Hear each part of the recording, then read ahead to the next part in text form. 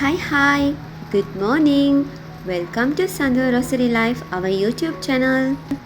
ඔන්න ඉතින් කොහොමද ඔයාලට? මම හිතනවා ඔයාලා හැම දෙනෙක්ම ගොඩක් හොඳින් කියලා. අද 2023 ජූනි 27 වෙනිදා.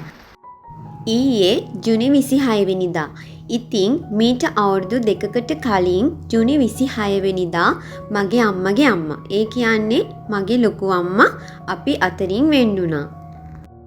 ඉතින් ලොකු අම්මා නැති වෙලා ඒ අපි දෙන දාණය වෙනුවට අපි හිතුවා වැඩිහිටි නිවාසයකට වියලි ආහාර ද්‍රව්‍ය පූජා කළොත් හොඳයි කියලා.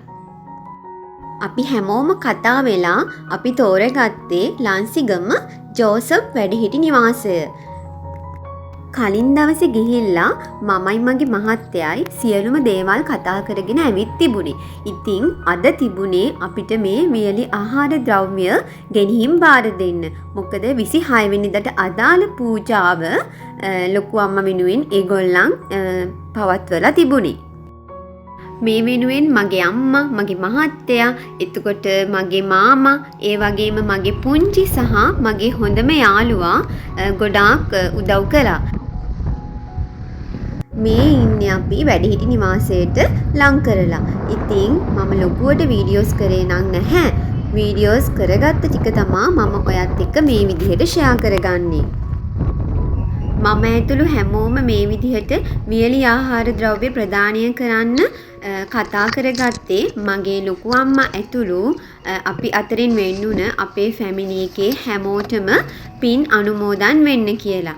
ඉතින් මේ අපි කරා වූ යහපත් ක්‍රියාවේ අපි අතරින් වෙන්නුන හැමෝටම පින් පිණිස අනුමෝදන් වෙන්න කියලා මම ප්‍රාර්ථනා කරනවා.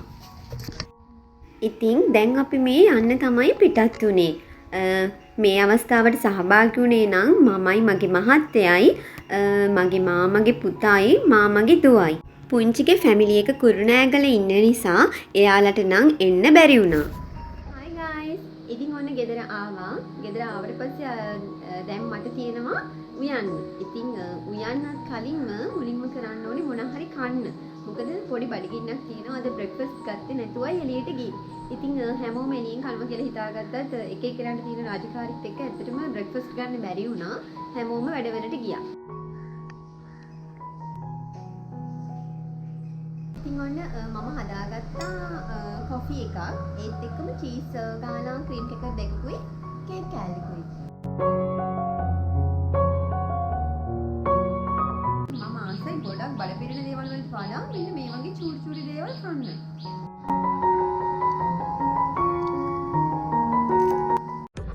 ඕකේ ගයිස්, ඉතින් ඔන්න කෑම කෑවට පස්සේ මම කුක් කරන්න අවශ්‍ය ටික ප්‍රපෙයාර් කරගත්තා. මේ මම කරන්නේ අවශ්‍ය 3-5 බඩු ටික ඇඩ් කරගන්න එක. එනවනේ ළමයි, උදේ වගේම වැස්සක් ආයෙමත් යනවා. අද මුළු දවසම වැහිබර කාලෙගුණයක්. ඔන්න ඉතින් හාල් මැස්ස එක මේ විදිහට ලිපේ තියාගත්තා. වොෂ් කරාට පස්සේ ඒත් එක්කම පරිප්පු එකත් මේ විදිහට ලිපට කරා. ඉතින් හාල් මැස්ස එකේ වතුර බේරෙනකොට මම මේ ඇඩ් කරන්නේ පොල් තෙල්. පොල් තෙල් ඇටට පස්සේ පොඩ්ඩක් හොඳින් මික්ස් කරගන්නවත් එක්කම මම කුණුදු කැබැල්ලකුයි ගොරක කැබැල්ලකුයි මේ හාල් මැස්ස බැදුමට ඇඩ් කරනවා.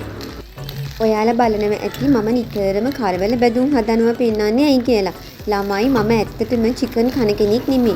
ඉතින් හස්බන්ඩ්ුත් මම කැමති නිසා ගොඩාක් වෙලාවට මෙහෙම කරවල තමයි කන්නේ. ඔන්න ඉතින් කරවල බැදුමට අර විදිහට කරපිංචත් ඇඩ් කරගෙන මම ඊට පස්සේ කැලරිස් ටික ඇඩ් කරගන්නවා.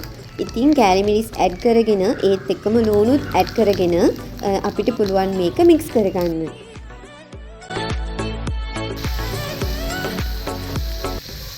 කරවල බැදුම හොඳ පාටක් ගන්න ළමයි කහ කුඩු පොඩ්ඩකුත් ඇඩ් කරලා මික්ස් කරගන්න.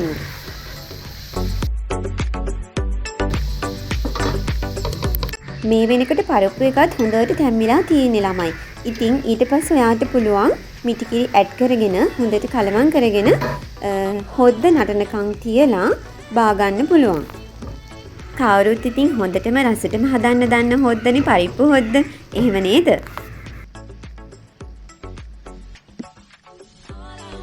අද මම තව හදාගත්තා කැරට් සහ අල ව්‍යාංජනයක්. ඉතින් ඒකත් කිරෙන්න තමා මම හදාගත්තේ.